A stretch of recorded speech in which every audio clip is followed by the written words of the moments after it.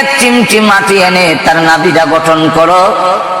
যেহেতু আমি আল্লাহ কোরআনে বলে দিয়েছি, মিনহা খালাকনাকুম ওয়া ফিহা নুঈদুকুম ওয়া মিনহা নুখরিজুকুম তারাতান উখরা। মাটির থেকে মানুষকে সৃষ্টি করেছি, এই মাটিতেই ফিরে যাবে, মাটি থেকে কিয়ামতের মাঠে আবার বডি লইয়া উঠবে। ফেরেশতারা রে, ওই জায়গা থেকে এক চিমটি মাটি এনে তার নাভিটা গঠন করে দাও, যেই জায়গায় মরার পরে তাকে দাফন করা হবে। একটু জোরে কর না।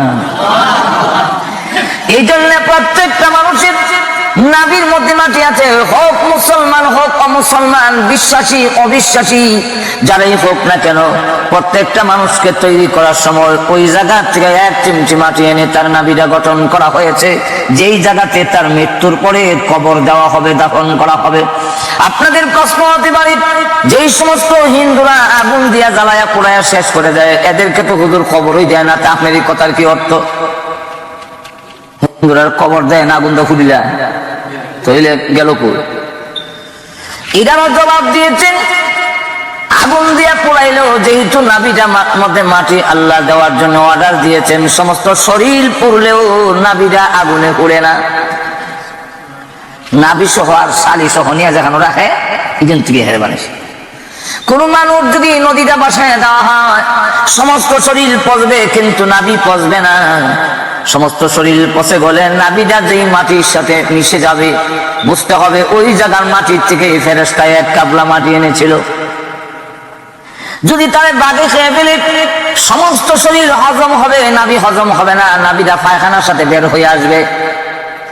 এই জন্য আল্লাহ নবী বিশ্ব নবী রাহমাতুল লিল আলামিন বলেন, ওই হাদিস এনেছেন তাফসীরে মাযহারির মধ্যে, যে আমি আবু বকর ওমর এই তিনজনকে আল্লাহ এক জায়গা থেকে সৃষ্টি করেছেন। এই জন্য আল্লাহ নবী বিশ্ব নবী রাহমাতুল লিল আলামিন যেই জায়গায় শুয়ে আছেন, ওই জায়গাটা জান্নাতের টুকরা। তাই আবু বকর সিদ্দিক রাদিয়াল্লাহু আনহু ইন্তেকালের পরে, ওনাকে ইন্তেকালের আগে জিজ্ঞাসা করা হইল, যেহেতু বুখারী শরীফের মধ্যে আসছে, কাফনের কাপড় দিয়া বললেন, ও আয়েশা, আমি পৃথিবী থেকে বিদায় হয়ে গেলে আমি আবু বকরকে এই যে কাপড়গুলো দিলাম, কাফন দিও। আম্মা জান আয়েশা সিদ্দিকা রাদিয়াল্লাহু আনহা বলেন, ওগো আব্বা জান, তিনটা কাফনের কাপড় দিয়েছেন, এর মধ্যে দুইটা পুরাতন, একটা নতুন। কেন গো? তিনটা নতুন কাপড় দেওয়ার মতো তৌফিক কি আমাদের নাই? আপনি তিনটা পুরাতনের কাফনের মধ্যে দুইটা পুরাতন কাপড়, একটা নতুন দিলেন কেন? হযরত আবু বকর সিদ্দিক রাদিয়াল্লাহু আনহু বলেন, না, তিনটা নতুন কাপড় দেওয়ার মতো তৌফিক তোমাদের আছে, এই বিশ্বাসও আমারও আছে, কিন্তু জানোনি কেন দিয়েছি দুইটা পুরাতন একটা নতুন? মাগো, আমি 2টা বছর রাষ্ট্র চালাইলাম, দেশের জনগণকে জামা কাপড় দেওয়া এটা আমার দায়িত্ব ছিল। কবরে যাওয়ার পরে আমাকে যদি জিজ্ঞাসা করা হয়, আবু বকর তুমি কি দেশের জনগণকে নতুন জামা কাপড় পরে এসেছো? আমি তখন আল্লাহর কাছে বলবো, খোদা সকলকে নতুন জামা কাপড় পরাইতে পারি নাই বলে আমি 2টা পুরাতন কাপড় নিয়ে হাজির হয়েছি।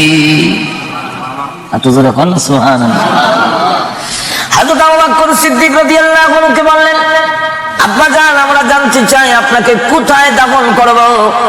আবু বকর সিদ্দিক রাদিয়াল্লাহু আনহু বলেন, ওগো মা, আমার নতুন করে বলার দরকার নাই, আমার ইন্তেকালের পরে তোমরা গোসল দিবে, কাফন পরাবে, জানাজার নামাজ পড়ে বিশ্ব নবীর রওজার পাশে নিয়ে সালাম দিয়ে জিজ্ঞাসা করবে। আল্লাহর নবী যদি জবাব দেয় তাহলে নবীর পাশে শোয়াবে, আর না হয় দূরে শোয়াইয়া দিও। হ্যাঁ, এবং সাহাবীরা, ওমর, ও আলী, তোমরা শুনে রাখো, আল্লাহর নবী বিশ্বনবী রাহমাতুল লিল আলামিনের কাছে গিয়া যদি সালাম দাও আর জবাব দেয়, কারণ আল্লাহর নবী বিশ্বনবী রাহমাতুল লিল আলামিন রওজা শরীফে জিন্দা আছেন। কি আছেন জোরে কোন? আর একটু জোরে কোন। এর মধ্যে কোনো সন্দেহ? বুখারী শরীফে উল্লেখ করা হয়েছে, বুখারী শরীফের একটি অধ্যায় আছে, এই অধ্যায়ের নাম হলো বাবু হায়াতিন নবী সাল্লাল্লাহু আলাইহি ওয়াসাল্লাম। এর মধ্যে ইমাম বুখারী হাদিস এনেছেন, ওয়া হুয়া ফি কবরিহি হাইয়ুন, আল্লাহর নবী রওজা শরীফে জিন্দা আছেন। নবীজি বলেন, আমার রওজার পাশে সালাম দিলে আমি রাসূল নিজ কানে তার সালাম শুনি। ও সাহাবীরা শোনো, আমি আবু বকর সিদ্দিক রাদিয়াল্লাহু আনহুর লাশটা নিয়া কবরের পাশে গিয়া যখন বিশ্ব নবীকে সালাম দিবে, নবী যদি জবাব দেয় তাহলে মনে করবে আল্লাহর রাসূল আমার প্রতি খুশি আছেন।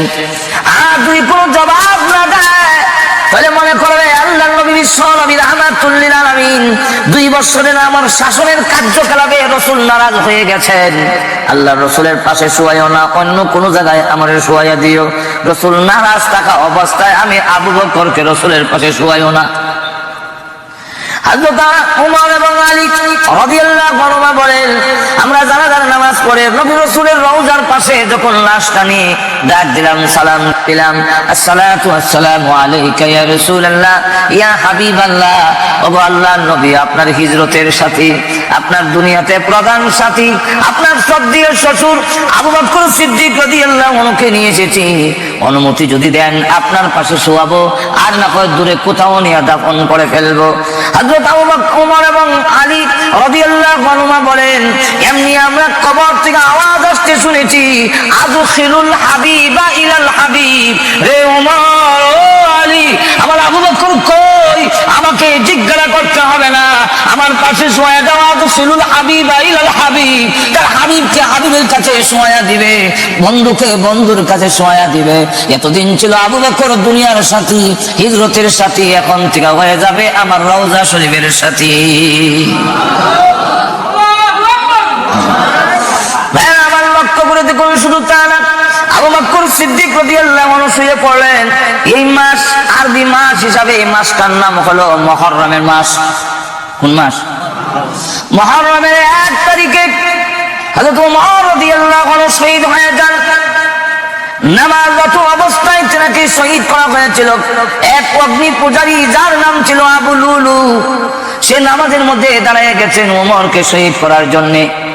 আর ওমর রাদিয়াল্লাহু আনহুকে শহীদ করতে পারবেন না, যেহেতু আল্লাহ তার হেফাজতকারী, কিন্তু উনি দোয়া করেছেন, আল্লাহুম্মা ইন্নী আসআলুকা শাহাদাতান ফি সাবিলিকা ওয়া ওয়াফাতান ইলা বালাদি রাসূলিকা।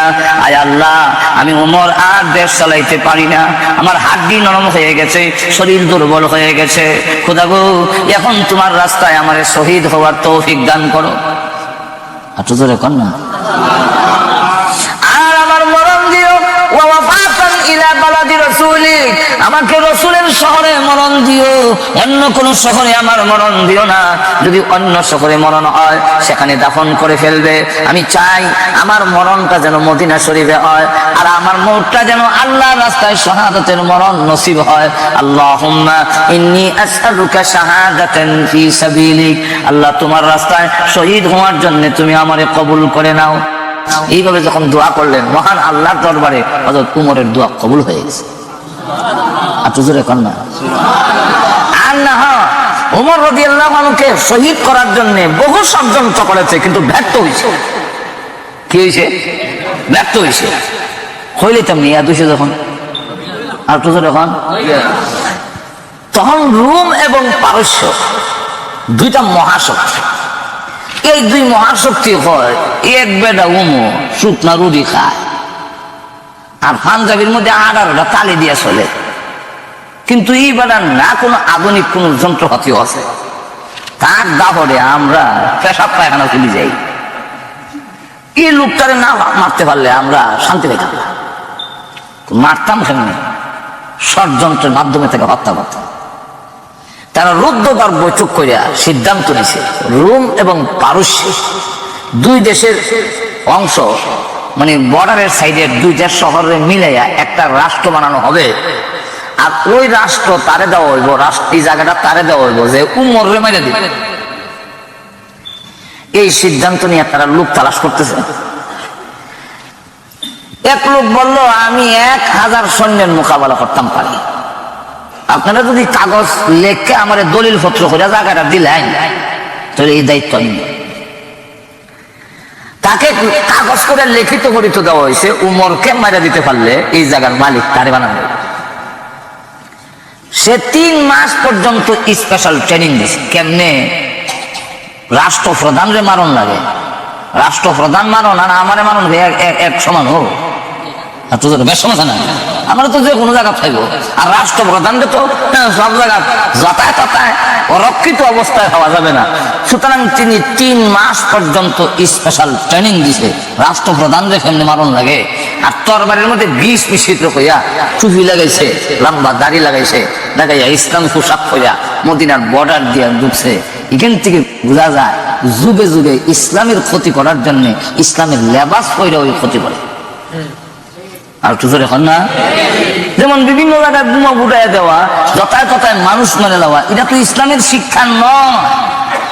আর তো এখন না, ঠিক নেই। কিন্তু অনেক সময় দেখা গেছে ইসলামের লেবাস লাগাইয়া মুসলমানের নাম ধরা এই কামগুলো করছে। এর দ্বারা মুসলমানের লাভ করতেছে না ক্ষতি করতেছে? আর তো এখন না। সুতরাং ইসলাম মুসলমান কখনো এই প্রশিক্ষণ, এই ট্রেনিং, এই শিক্ষা দেয় না। তো লক্ষ্য করে দেখেন, ঢুকছে আর তার মুখের মধ্যে জবানের মধ্যে জারি লা ইলাহা ইল্লাল্লাহ, লা ইলাহা ইল্লাল্লাহ। তো ঢুকে ওই এক মুসলমানের সাথে দেখা হয়েছে। তারে জিজ্ঞাসা করে, আপনাদের বাদশা যে, ওনার বাড়িটা কোনটা? তো ওই সাহাবী জিজ্ঞাসা করে, আপনি যে জিজ্ঞাসা করলেন বাদশা, আপনি কি মুসলমান নন? হুজি মুসলমান। তো মুসলমান হইলে বাদশা জিগাইলা কেন? বলে ভাই আমি নতুন মুসলমান হয়েছি, এখনো সব শিখছি না। তো ওই সাহাবী কয়, বাদশা করে না, মুসলমানের বাদশা হয় না, মুসলমানের আমিরুল মুমিনিন হয়। আমরা বাদশা হইল আল্লাহ, সার্বভৌমত্বের মালিক, পৃথিবীর মালিককে। আরো জোরে আওয়াজ দিয়ে বলে, আমাদের একজন খলিফাতুল মুসলিমিন হয়, আমিরুল মুমিনিন হয়, কিন্তু বাদশা হয় না। ও ভাই আমি তো নতুন মুসলমান হয়েছি, এটা হয়েছি না। আচ্ছা যাও সাল্লাম। আচ্ছা ওনার রাস করা হাত কোনটা? আবার দিব রাস করা হাত। ও ভাই আমি তো আগে কিছু নতুন মুসলমান হয়েছি, তা এখনো সকল শব্দ শিখছি না। মুসলমান যিনি রাষ্ট্রপ্রধান হন, তিনি আর দেশের নাগরিকের টাকা, খাওয়া, লেবাস, পোশাকের মধ্যে কোনো দেশ কম থাকে না। দেখে রেখে সুবহানাল্লাহ কইছেন না? মুসলমানের যিনি রাষ্ট্রপ্রধান হবে, তার খাওয়া দাওয়া, লেবাস, গাড়ি বাড়ি সবগুলো সাধারণ নাগরিক মানে মধ্যবর্তী নাগরিক, আর তার মধ্যে কোনো বেশ কম নাই। ওনার রাজপ্রাসাদ নাই, বাংলা একটা গড় আছে কয়টা। উনি যে বিচার আচার করে এই এজলাসটা সিংহাসন রকম, এখন খবর লইতেছে পুরানো হামলা করতে। উনি কয় ওনার তো এরকম শাহী কোনো এজলাস নাই, মসজিদের মেম্বর দেখায় ওই মেম্বর হইল ওনার এজলাস। সুবহানাল্লাহ বলবেন না? আচ্ছা আমি এখন ওনারে ফাইল কই একটু সাক্ষাৎ করতাম, আসলাম। ওই সাহাবী আকাশের দিকে তাকাইয়া কয়, আমার মনে হয় পাশে একটা বাজার আছে, ওই বাজারের পাশে একটা বাগান আছে, এই বাগানের কোন একটা গাছের নিচে উনি ঘুমাইছে। তো আগন্তক লোকটা জিজ্ঞাসা করে, আপনি আসমানও ছায়া কইলা কেন? এখানে লেখা আছে নাকি? কোন লেখা নাই, আমরা তো ওই যুগে তো গড়ি নাই। তো ওমর রাদিয়াল্লাহু আনহু তিনি রাত্রে ঘুমান না, শুধু দিনের বেলা 1 ঘন্টা ঘুমায়, তাও নবীর সুন্নত হিসাবে। নবী দিনের বেলা যেই টাইমে ঘুমাইতেন উনি ওই টাইমে ঘুমায়। আর তো জোরে কর না। সুতরাং ওনাকে যদি পাইতে হয়, আমি আসমানের দিকে চাইলাম, সেনে গড়ি যেহেতু নাই, সূর্যের দিকে ছায়া দেখলাম, সূর্যটা কই আছে। তাকায় দেখি যেই টাইমে উমর ঘুমায় এই টাইম হয়ে গেছি। কতক্ষণ আগে আমি ওনার বাজারে দেখতেছি আইবার সময় উনি দুধের মার্কেট দুধ পরীক্ষা করতেছে, দুধের মধ্যে পানি দিছে কিনা। আমরা সমাজে দেখছি না দুধের মধ্যে পানি দেওয়া যাবে, আর ওখানে আসেনি, গুড়াইয়া মারে, গুড়াইয়া মারে, গুড়াইয়া মারে। মানে একবারে দেখা যায় ড্রামের মধ্যে পানি তৈছে আগে, দুধ ডালে। জিজ্ঞাসা করলো এটা করো ওখানে, আমি তো হিসাবের কাছে মরি দুষি ভর্তিকা। হুজুর আমার কাছে দেখ, তুই তো দুধের ব্যবসা করো, দুধের মধ্যে বললাম পানি দিস না। এর লেগে হুজুরের কথা মানি, দুধের মধ্যে আর পানি দেয় না, এখন পানির মধ্যে দুধ দেয়। দুধের মধ্যে পানি দেওয়া আর পানির মধ্যে দুধ দেওয়ার মধ্যে বেশ কম কত দুধ খাম তো একটাও। আর এখন ঠিক কিনা? আমরা দেশে একবেলা করছি কিটা, চৈত্র মাসও আমরা এখানে খুব একটা অভাব থাকে, কথা বুঝেন না? তো এখন সংসার কেমনে চালাইতো এর আর কোনো বুদ্ধি নেই। শেষে বউর সাথে রাগ দেখাইয়া আন্দি বাতিল ভাঙ্গিয়া তুমি তোমার বাপের বাড়ি যাও, আমার বাড়ির জায়গা নাই। আর বাচ্চারার কাছে গিয়া কয় তোরা নানার বাড়ি যা আর আমি আমার শ্বশুর বাড়ি যাই।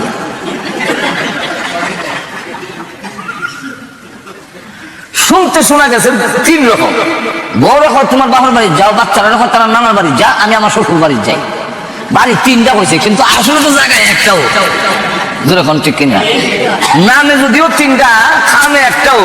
তো দুধের মধ্যে পানি দেওয়ান আর পানির মধ্যে দুধ দেওয়ান, নাম দুইটা, খাম গুড়াই আমার।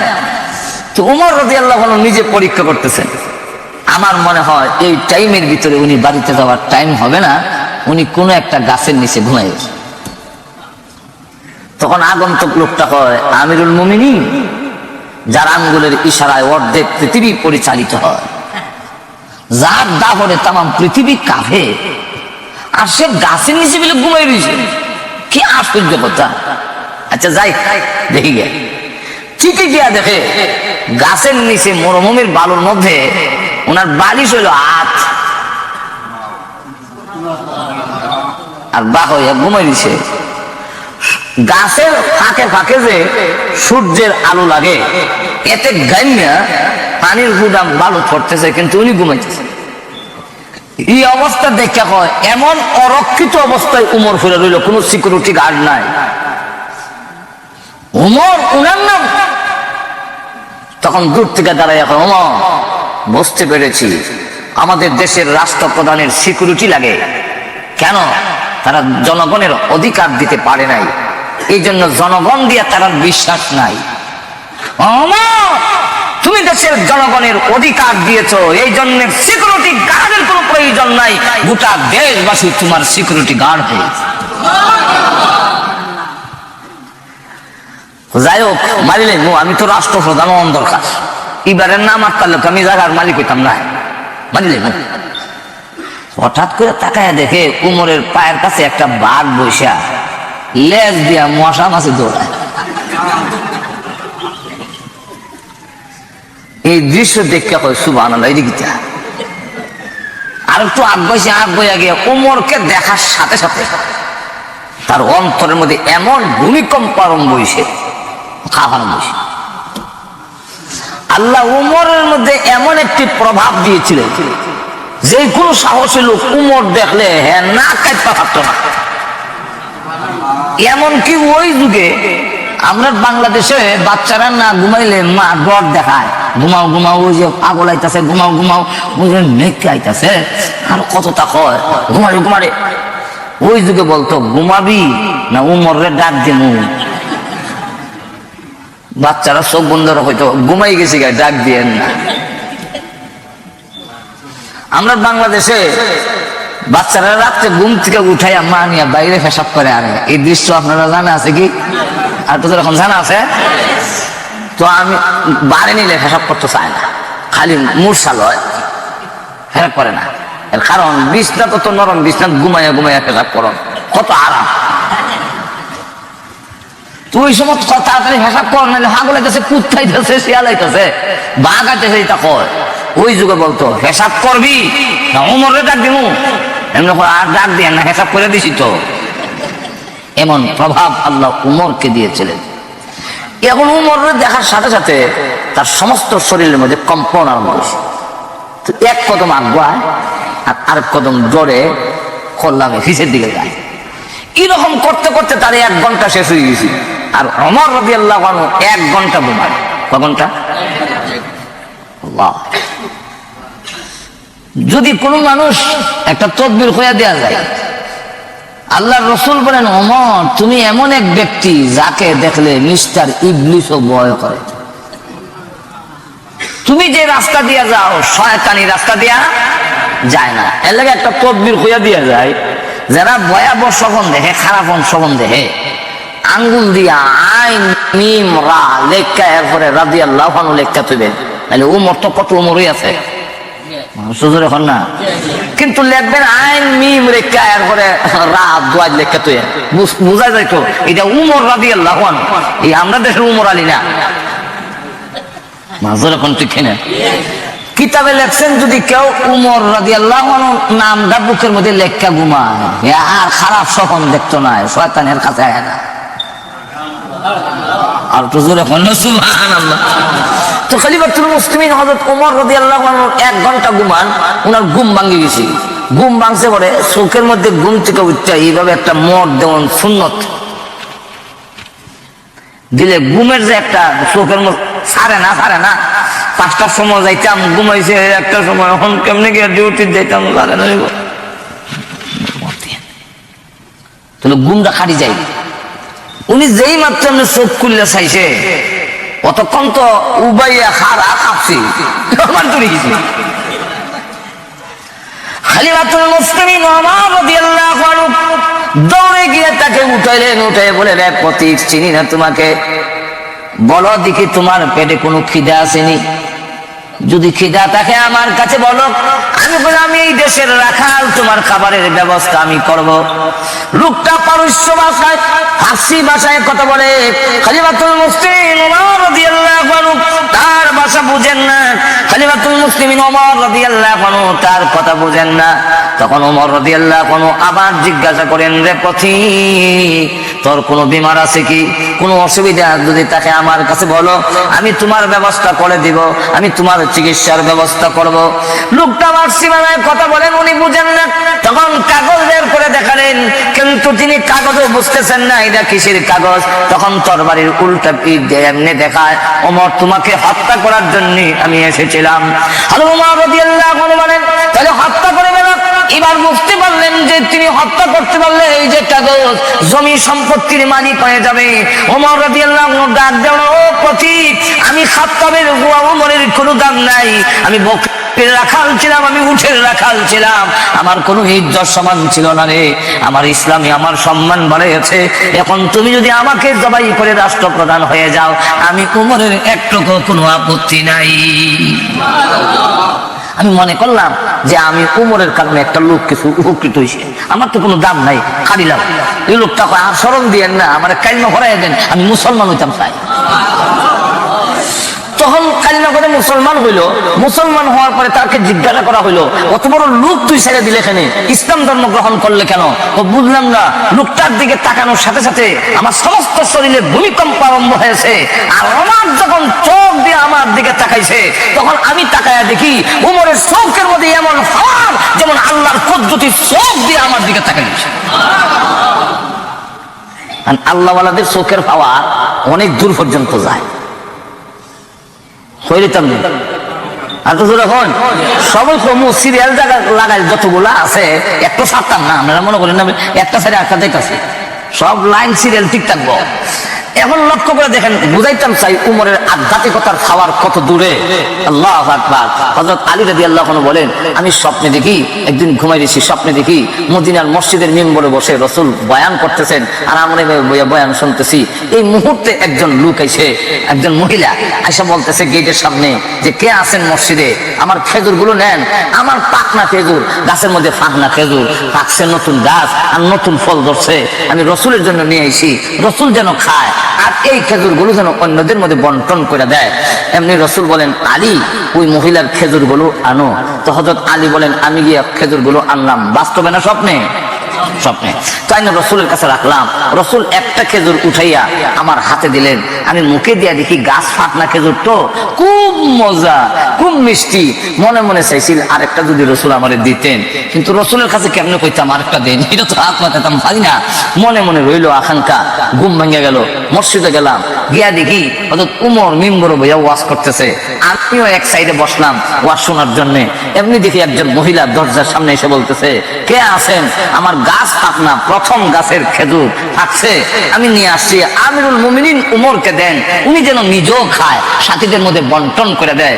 এমনি হযরত আলী রাদিয়াল্লাহু আনহু বলেন, উমর আমাকে লক্ষ্য করে বলেন, আলী খেজুরটি আনো। হযরত আলী রাদিয়াল্লাহু আনহু বলেন, আমি খেজুর আনিয়া আমিরুল মুমিনিন উমরের সামনে রাখলাম। তখন তিনি একটা খেজুর উঠাইয়া সর্বপ্রথম আমার হাতে দিলেন।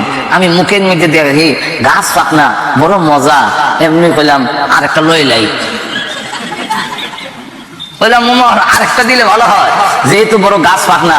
এমনি উমর ডাক দেয়া কয়, ও আলী, রাসূল তোমার কয়টা দিছেন? বলে একটা দিছে। আল্লাহ রাসূল তুমি একটা দেয়া থাকে, আল্লাহর কসম আমি উমর তোমাকে দুইটা দেওয়ার অধিকার আমার নাই। যেই মাত্রই কথা বললেন হযরত আলী চোখ উল্টাইয়া কয় স্বপ্নে কি তা হইছে না হইছে তাই কইতে পারে কেমনে? তো জিজ্ঞাসা করে আপনি কি গায়েব জানেন? তখন তিনি বলেন গায়েব জানি না, কিন্তু আল্লাহ ওয়ালারা অনেক দূর দেখে। আর কিছু রকম না। তো হযরত ওমর রাদিয়াল্লাহু আনহু আধ্যাত্মিকতার চোখের পাওয়ার কি পরিমাণ, কি বলে দেখতে হয়। আমি যেমন দেখি আল্লাহর কুদরতের চোখ দিয়ে আমার দিকে চাই রয়েছে, কালিমা করে মুসলমান হয়ে গেছে, এখন ডাক দেয়া কয় আমার সিকিউরিটি গার্ড হিসেবে রাখেন, যেহেতু আমি 1000 সৈন্যের মোকাবেলা করতে পারি, যেহেতু আমি স্পেশাল ট্রেনিং দিয়েছি, আমাকে আপনার সাথে রাখুন, আমি ওয়াদা দিলাম আপনার সিকিউরিটি গার্ড হয়ে থাকবো। হযরত ওমর বলেন সিকিউরিটি গার্ডের কোনো প্রয়োজন নাই, আমার আল্লাহ কোরআনে বলছেন তোমরা যদি আমাকে রব মেনে ইস্তেকামতের সাথে থাকতে পারো, আল্লাহ রাব্বুল আলামিন ফেরেশতা দিয়া তার বান্দার সিকিউরিটির ব্যবস্থা করে। হযরত ওমর রাদিয়াল্লাহু আনহু আল্লাহর কাছে যখন দোয়া করে লইছে আল্লাহুম্মা ইন্নী আসআলুকা শাহাদাতান ফি সাবিলিক ওয়া ওয়াফাতান ইলা বালাদি রাসূলিক, এই দোয়া যখন করছেন আল্লাহ দোয়া কবুল করে ফেলছেন। আর এর কারণে ওই অগ্নি পূজারী আবু লুলু সাকে লাইনও দাঁড় করাইছে, মুসল্লির সাথে লাইনও দাঁড়িয়ে গেছে। হযরত ওমর রাদিয়াল্লাহু আনহু তিনি নামাজ আরম্ভ করলেন, ইমাম তিনি, কিন্তু দেখা গেল পিছন দিক থেকে তার খঞ্জর দিয়া তার একটা বর্ষা দিয়ে এমন জোরে পিছন থেকে আঘাত করছে যে আঘাতের সামনে দিয়ে ছিদ্র হইয়া নারী বুড়ি সহ সামনে বের হয়ে গেছে। হযরত ওমর রাদিয়াল্লাহু আনহু নামাজের মধ্যে এক হাত দিয়ে চাপ দিয়ে ধরলেন, নামাজের বিছনায় পড়ে গেলেন। পিছনে দাঁড়ানো ছিলেন আব্দুর রহমান ইবনে আউফ রাদিয়াল্লাহু আনহু, ওনাকে টান দিয়া ইমামতির জায়গা টান দিয়ে এনে আদায় ইশারা দিলেন নামাজ চালায়া যাও। আটু ধরে কন্যা খলিফাতুল মুসলিমিন ওমর রাদিয়াল্লাহু আনহু মৃত্যুর সঙ্গে পাঞ্জা লড়তেছেন। যেই নামাজের মুসল্লায় দাঁড়াইয়া বিশ্ব নবী রাহমাতুল লিল আলামিন নামাজ পড়িয়েছেন, যেই বিছনায় দাঁড়াইয়া হযরত আবু বকর সিদ্দিক রাদিয়াল্লাহু আনহু নামাজ পড়িয়েছেন, সেই নামাজের মুসল্লা ওমরের রক্তের দ্বারা লাল হয়ে গেছে। সাহাবীরা কেমন সাহাবী, হযরত ওমর রাদিয়াল্লাহু আনহু পড়ে আছেন, গড়াগড়ি করতেছেন, কিন্তু সাহাবীরা নামাজ ছাড়ে না, নামাজ পড়া আরম্ভ করেছেন। নামাজ কমপ্লিট করে তখন তাকে ধরলো, গ্রেফতার করলো। হযরত ওমর রাদিয়াল্লাহু আনহু মদিনার সবচেয়ে বড় ডাক্তার এসে যখন ওষুধ দিলেন, কিন্তু ওষুধের ডোজ মুখে দিলে ওই ছিদ্র দিয়া বের হয়ে যায়, তখন তিনি বললেন আমাকে চিকিৎসার আর দরকার নাই, আমার সময় শেষ হয়ে যাচ্ছে। হযরত আব্দুল্লাহ ইবনে ওমর রাদিয়াল্লাহু আনহুর ছেলে যার নাম আব্দুল্লাহ, তাকে পাঠাইলেন আম্মা জান আয়েশা, তিনি হলেন গোটা উম্মতের মা, তিনি আম্মা জান, তিনি আমার মা, যাও গিয়ে বলো আমার জীবনের আকাঙ্ক্ষা, আমার জীবনের সবচেয়ে বড় চাওয়া এবং পাওয়া আল্লাহর নবীর কাছে একটি কবরের জায়গা বাকি আছে, ওই জায়গাটা যেন আমি ওমরকে দান করে দেন।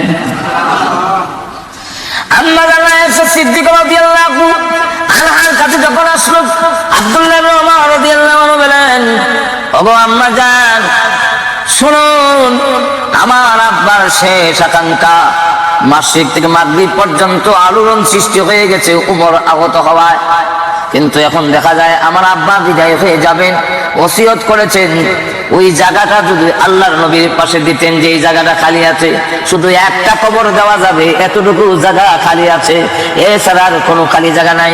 জায়গার মালিক হলেন আয়েশা সিদ্দিকা রাদিয়াল্লাহু আনহা, তিনি বলেন আব্দুল্লাহ ইবনে ওমর, তামাম পৃথিবী যদি একদিকে রাখা হয় আর ওই কবরের জায়গাটা যদি একদিকে রাখা হয়, তামাম পৃথিবীর চাইতে ওই কবরের জায়গাটার দাম বেশি।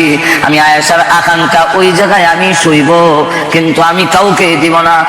আমি যদি তামাম পৃথিবীর মালিক হইতাম আর তোমার আব্বা দরখাস্ত করতেন তামাম পৃথিবী দিতে পারি, কিন্তু ওই জায়গা দিতে পারি না, যেহেতু আমি আয়েশার আকাঙ্ক্ষা বিশ্ব নবীর পাশে আমি আয়েশা চিরদিনের জন্য শহীদ হব,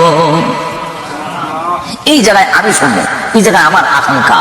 হযরত আব্দুল্লাহ ইবনে ওমর রাদিয়াল্লাহু আনহু ব্যর্থ হইয়া রওনা হয়ে গেলেন। কিছুক্ষণ যাইতে না যাইতেই তিনি সংবাদ পাঠাইলেন, গিয়া বললেন যাও গিয়া কও আব্দুল্লাহ ইবনে ওমরকে আসার জন্য।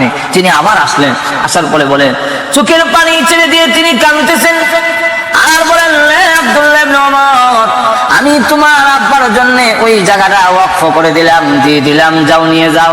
আর তিনি জোরে জোরে কাঁদতেছেন। আব্দুল্লাহ ইবনে ওমর রাদিয়াল্লাহু আনহু বলেন ইয়া আম্মা জান, প্রথমে আপনি নিষেধ করে দিলেন, এখন আবার দিয়ে দিলেন, কাঁদতেছেন, কারণটা কি? নিষেধ করার পরে একটা কথা আমার স্মরণ হয়ে গেল, কিয়ামতের কঠিন ময়দানে বিশ্বনবী রাহমাতুল লিল আলামিন যদি বলেন আয়েশা গো তুমি না উম্মত জননী, উম্মতের মা, ওমর তোমারই সন্তান হয়ে একটি জায়গার জন্য আবদার করেছিল, তুমি একটু জায়গা দিতে পারলে না, তুমি কিসের মা হলে? কিয়ামতের মাঠে বিশ্বনবীর সামনে আমি কি জবাব দেব? এই কারণে আমার সবচেয়ে মহব্বতের জায়গা উমরের জন্য আমি দান করে দিলাম। হযরত ওমর রাদিয়াল্লাহু আনহু তিনি প্রথমে পাঠাইয়া আবার পিছনে দৌড়ে লোক পাঠাইলেন, আব্দুল্লাহ ইবনে ওমরকে গিয়ে বলো জায়গা লাগবে না, উনি যেন প্রস্তাব না দেয়। কেন? বলে আমার একটা কথা ইয়াদ হইছে। কি কথা? বলে আমি এখনো রাষ্ট্রপ্রধান, আমি এখনো আমিরুল মুমিনিন, প্রাণ যাওয়ার আগ পর্যন্ত তো আমি ক্ষমতায় এখনো আমার আছে। এখন ক্ষমতা থাকা অবস্থায় আরেকজনের জায়গা যে আমি প্রস্তাব দিলাম, এটা তো আমার রাষ্ট্রীয় ক্ষমতার অপব্যবহার হইতে পারে। আমার ক্ষমতার বলে জায়গা দখল করেছি, কিয়ামতের মাঠে যদি আমি আসামির কাঠগড়া হয়ে যাই, সুতরাং আমার ছেলেকে গিয়ে বলো জায়গার প্রস্তাব দিতে হবে না, ফিরে আসার জন্য।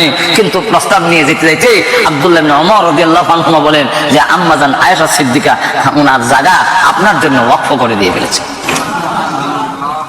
আল্লাহর নবীর পাশে হযরত ওমর রাদিয়াল্লাহু আনহু শোয়ার সুযোগ হয়ে গেল। এই তিনজন হাদিস কেমন বাস্তবায়িত হয়, আল্লাহ রাসূলের হাদিসের কথা কত সত্য যে এখনো আল্লাহ রাসূলের পাশে আবু বকর সিদ্দিক রাদিয়াল্লাহু আনহু আসেননি, এতদূর না উমর আসেননি, কিন্তু যার গড়ের মালিক যিনি আয়েশা সিদ্দিকা রাদিয়াল্লাহু আনহা, উনি কিন্তু শোয়ার সুযোগ হইছে না। ঠিক না? তাহলে এখন আসুন, আল্লাহ রাব্বুল আলামিন বলেন কাইফা তাকফুরুনা বিল্লাহি ওয়া কুনতুম আমওয়াতান ফাআহইয়াকুম। ও পৃথিবীর মানুষ, তোমরা একটু বিবেচনা করো, একটু চিন্তা করো, একটু তোমার যে সাধারণ জ্ঞান আছে সেই জ্ঞান দিয়ে একটু চিন্তা করো, সেই সত্তার সাথে, সেই আল্লাহর সাথে তুমি কিভাবে নাফরমানি করো, তার কথা অমান্য করো কেমনে? তোমার বডির অস্তিত্ব ছিল না, আল্লাহ রাব্বুল আলামিন একটু নাপাক পানির থেকে এই সুন্দর অবয়ব আকৃতি তৈরি করে তোমার নাভির মধ্যে একটু মাটির সংমিশ্রণ করে এরপরে সুন্দর অবয়ব, সুন্দর আকৃতি দিলেন। এই বডিটা আমার সুন্দর আকৃতি কে দিছেন? আর তুই দেখো এই যে এত সুন্দর, এখানে কি আমাদের কোনো হাত আছে, কোনো ক্ষমতা আছে? আমরা কি যারা নাকি 22 আঙ্গুল, এটাতে কি 20 আঙ্গুল করে আনবার মতো কোনো ক্ষমতা আছে? এই দেশেও এই আপনাদের এই আমেরিকা এবং ইংল্যান্ডে, ব্রিটেনের মধ্যেও অনেক সন্তান, আপনার ডিজেবল অনেক সন্তান প্রতিবন্ধী, এরা যে আসে, এটা কি সরকারের ক্ষমতা আছে যে এটা সোজা করার মতো ক্ষমতা কি সরকারের আছে? যখন আছে, আল্লাহ রাব্বুল আলামিন বলেন আমি যেমনি ইচ্ছা এমনি বানাইছি, এখানে কারো কোনো হাত। আল্লাহ নিজে বলেন হুয়াল্লাযী ইউসাউইরুকুম ফিল আরহাম কাইফা ইয়াশা। আল্লাহ বলেন আমার যেমন ইচ্ছা এমন ভাবে তোমাদের বানিয়েছি, এখানে কারো কোনো হাত নাই। সুন্দর অবয়ব হইল, সুন্দর আকৃতি হইল, চোখ হইলো, নাক হইলো, কান হইলো, সবকিছু সুন্দর গঠন প্রকৃতি হওয়ার পরে মার পেটের ভিতরে হইছে, এখন 4 মাস পর্যন্ত এটা মরা। এখন এই অবস্থায় যদি প্রাণ না দিয়া, রূহ না দিয়া আল্লাহ যদি আমাকে দুনিয়াতে পাঠিয়ে দিতেন, আমার এই বডির কি কোনো দাম ছিল?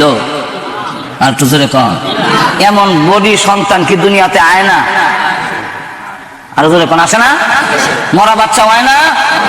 হাত আছে, হাওয়া আছে, কান আছে, নাক আছে, চোখ আছে, কল্লা আছে, ঠ্যাং আছে, সব আছে, কোনো দোষ নাই, সব অঙ্গ প্রত্যঙ্গ আছে, নাই খালি শুধু জান। এমন সন্তান কি দুনিয়াতে আইসে না? তো আইলে পরে অন্যর কথা বাদ দিলাম, মা বাবা যেই মা এত কষ্ট করলেন, 10 মাস পর্যন্ত 9 মাস পর্যন্ত গর্ভধারণ করলেন, এত কষ্ট করলেন, কিন্তু এই বাচ্চাটা কি মা এই কথা কয় যে আমার বাচ্চা অগ্ধ মরা, এটা ফ্রিজের মধ্যে রেখে দাও? বাবা এই কথা কয়নি যে দাও ফ্রিজের মধ্যে রেখে দাও, মাঝে মাঝে বছরে একবার সুমা দিমনে, হুঙ্গা সুমা দিমনে, একটু মায়া কর মনে। এই কথা কইয়া কি কোনো সন্তানকে মা বাবা ফ্রিজের মধ্যে রাখে মরা বাচ্চা? আপনাদের এখন কেউ রাখে না, কোনো দাম নাই। এই পৃথিবীতে রোজানা যদি দুনিয়াতে আসতাম তাহলে আমার মার কাছে আমার কোনো দাম নাই, আমার বাবার কাছে কোনো দাম নাই, ফেরত দিলায় আবার মাটির তলে নিয়ে রেখে দেয়, নাই এই সন্তানের দরকার নাই। আল্লাহ রাব্বুল আলামিন বলেন ও পৃথিবীর নারী পুরুষ, ও পৃথিবীর মানব গোষ্ঠী, একটু বিবেচনা করো, তোমার জিন্দেগি যদি না থাকে তোমার কি দাম ছিল? সুন্দর বডি দিয়ে যদি পৃথিবীতে পাঠাইয়া দিতাম, তোমার মা তোমাকে গ্রহণ করতো না, আব্বা তোমাকে গ্রহণ করতো না। আমি আল্লাহ এত সুন্দর বডি তৈরি করে তার ভিতরে রূহ দিলাম, আত্মা দিলাম, প্রাণ দিলাম, জীবন দিলাম। যে আল্লাহ তোমাকে জীবন দিল, এই আল্লাহর জীবন পাইয়া পৃথিবীতে এসে মহান আল্লাহকে তুমি কেমনে ভুলে গেলে? জোরে কোন ঠিক না?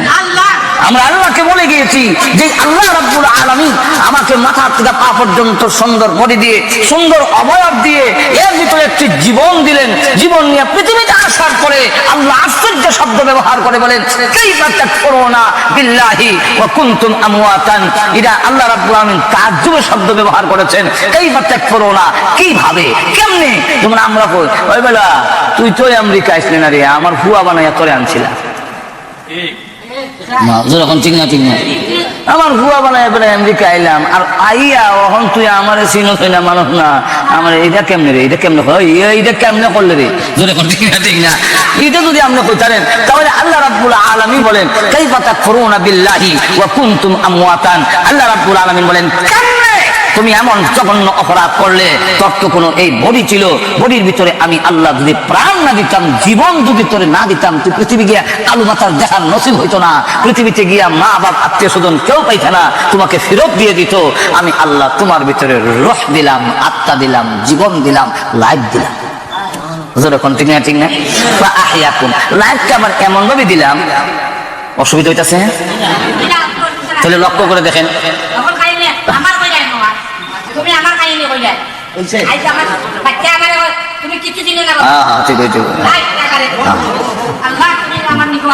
মাশাআল্লাহ। এখন লক্ষ্য করে দেখেন, আচ্ছা দেখেন, চোখ খুললা নিতে পারবো নি? আচ্ছা একটু লক্ষ্য করে দেখেন না, মারতেন না। মানুষের অনেক সময় বিষের দুধ থাকলে সে জজবা বেশি আয়, মাজুর এখন ঠিক কিনা? এটা আপনি আরেকজনের দুঃখ সময় হাসতা না, মাজুর এখন ঠিক কিনা? এবার তো দুঃখ পাইয়া কইতাছে, আপনি যদি আবার এমন দুঃখ পাইন তখন বুঝবা, এলাকা ইয়ে করতা না। তো এখন লক্ষ্য করে দেখেন, আমার চোখ খুললে নেওয়ানোর সম্ভাবনা, একজনে যদি ডাকাইতে চোখ ডাকাইতে ধরে আমার চোখ খুলে নিয়ে গিয়ে নিতার বনি না, চোখ খুলে নিতে না। আপনার এইটা আশ্চর্য কথা কইলা, চোখ খুললে নিতে তখন ডাকাইতে খুললে খুললে খুলে যাবি নেয় নাই রকম। আচ্ছা আমার ভিতরের কিডনি পর্যন্ত খুলে লইয়া যাবে, যখন ঠিক না? আল্লাহ রাব্বুল আলামিন রূহটাকে এমন ভাবে ভিতরে দিয়ে দিলেন, নাইলে হাইজেক কইরা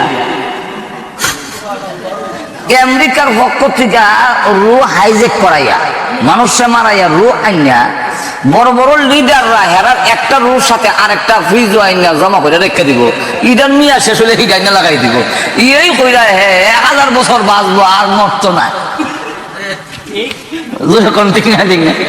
আমার আল্লাহ, আমার মহান আল্লাহ রাব্বুল আলামিন এমন ভাবে রূহটাকে ফিট করে দিলেন ভিতরে ভিতরে, জীবনটাকে আমার দেহের ভিতরে মাথার থেকে নিয়ে তার আঙ্গুল পর্যন্ত এমন কোন জায়গা নাই যেই জায়গার ভিতরে আল্লাহ রূহ দেয় নাই।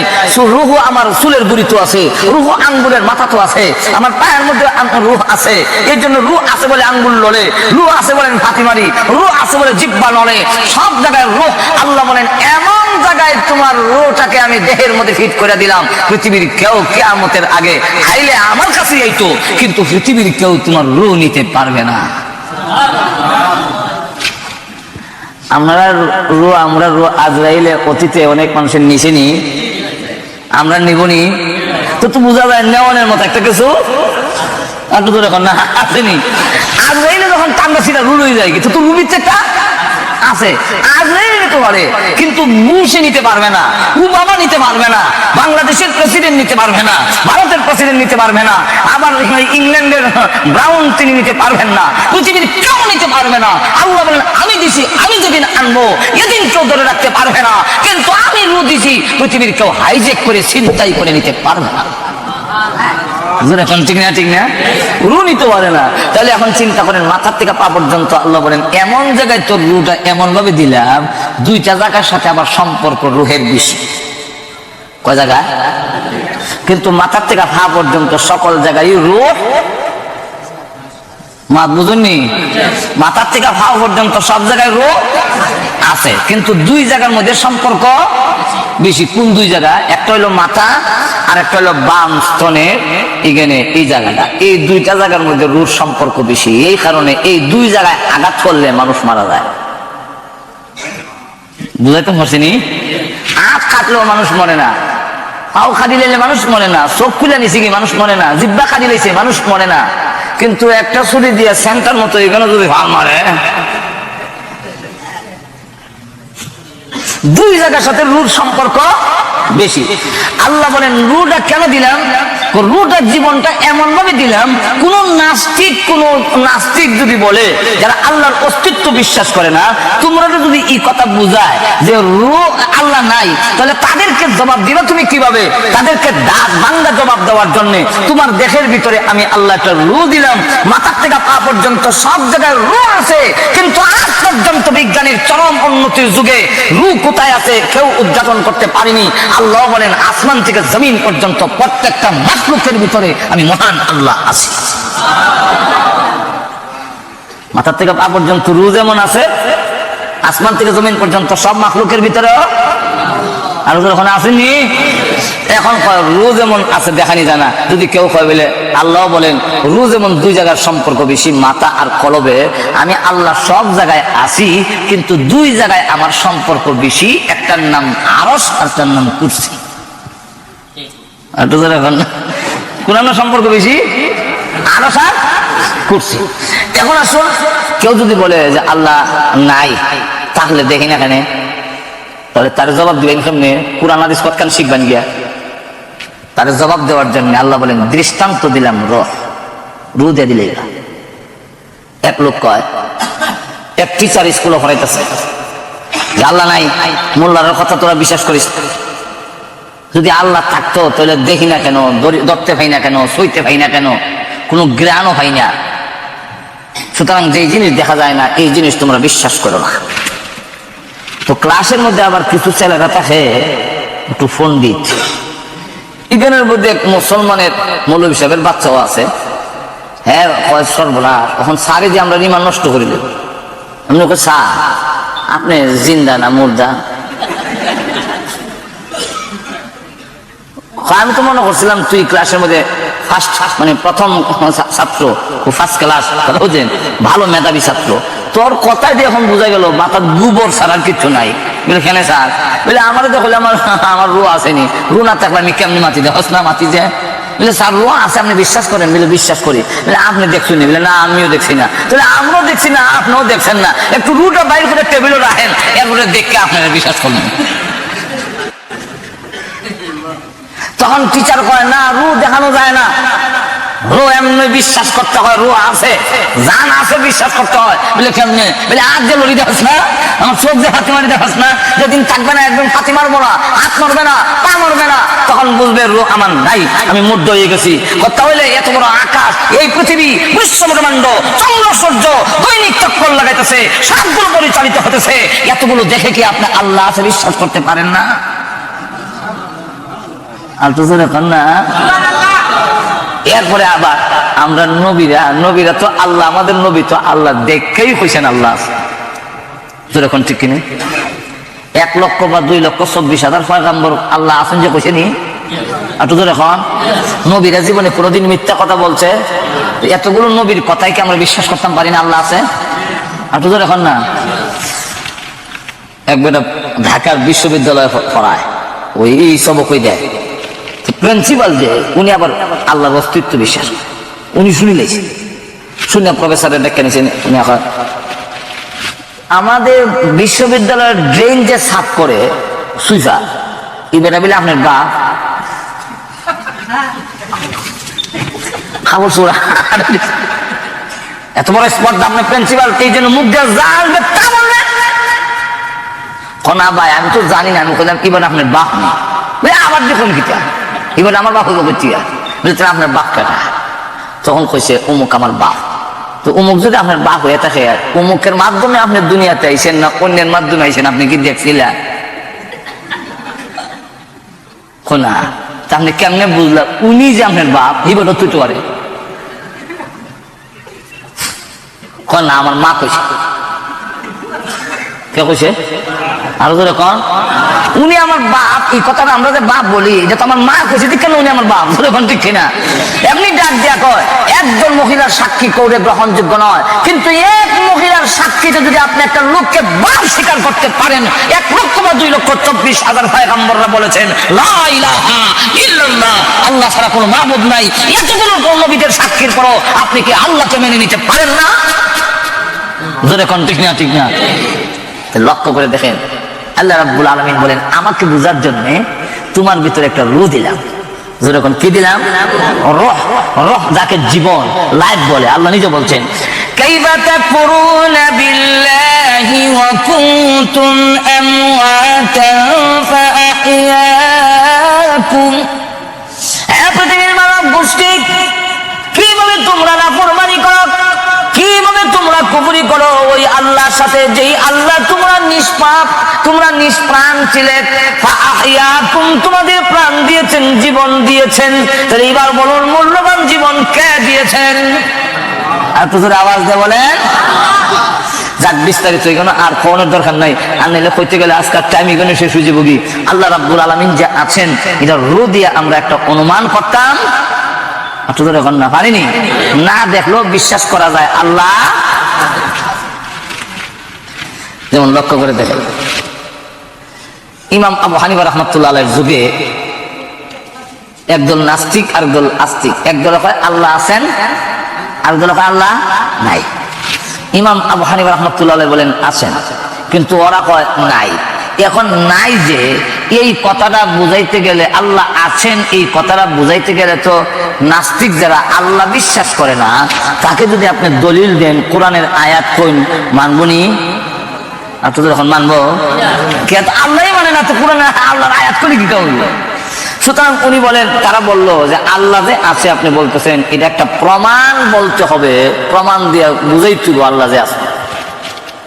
ইমাম আবু হানিফা রাহমাতুল্লাহ আলাইহি বলেন ঠিক আছে, আগামীকাল 10টার সময় বহসের টাইম, বাহাস মুনাজারা।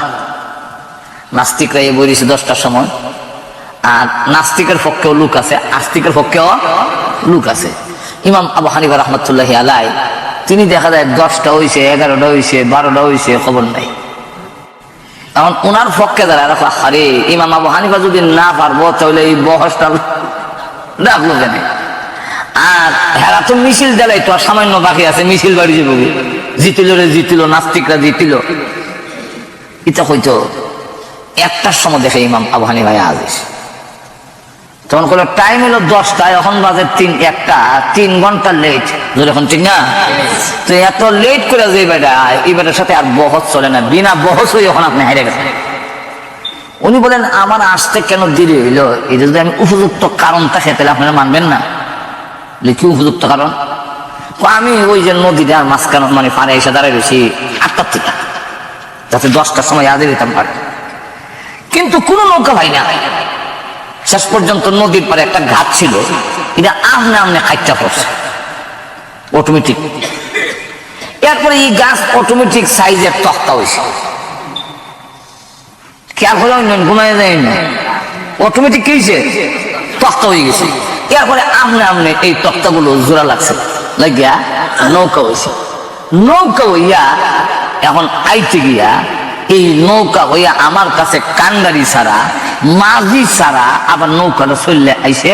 এরপর আমি নৌকা করতে বইছি, এবার আইসি এই গাছ আইটা তক্তা হইয়া জোড়া লাগিয়া নৌকা হইতে হইতে 3 ঘন্টা লেট হয়েছে। এই জন্য আমি ক্ষমা প্রার্থী। নাস্তিকরা কর গাঞ্জা খাওয়ানোর অভ্যাস আছে কেন? এই গাঞ্জা খুঁটি কথা কোন কিটা মা হ্যাঁ বলে গাছ কে আমনে এইভাবে কাটতে পড়ে, অত গাছের জ্বর উল্টো হয়েছি, অথবা এই গাছকে নিজে নিজে সাইজের তক্তা হয় বুঝলেন না? তো গাছকে নিজে নিজে তক্তাগুলো জোড়া লেগে নৌকা হয় বুঝলেন না? মেস্তুর ছাড়া কি নৌকা হয় বুঝলেন না? এই নৌকাদেরকে নির্দিষ্ট গতিতে